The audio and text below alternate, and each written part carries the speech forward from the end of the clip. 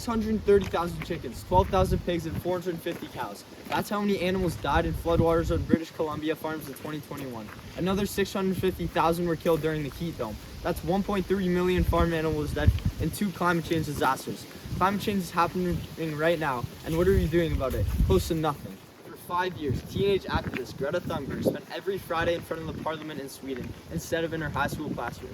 Her message has spread into a global climate change movement, capturing the attention of students like me.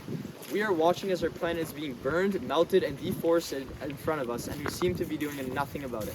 As Greta said, global leaders have had a lot of meetings, but in 2024, there are still people denying that climate change is happening, and countries aren't doing enough to make a change.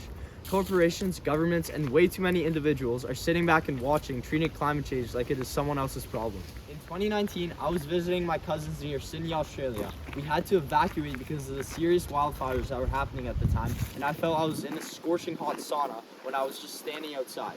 The smoke was unbearable to me and other people, making it hard to breathe, along with the 3 billion animals and 19 million hectares of land it affected.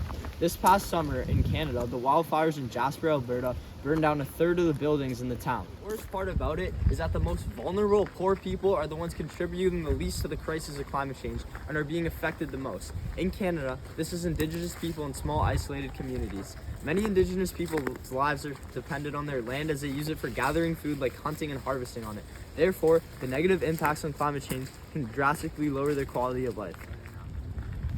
Our cars contribute to greenhouse gases that cause climate change. My challenge for you is next time you go to school or work, find a different way to get there other than driving.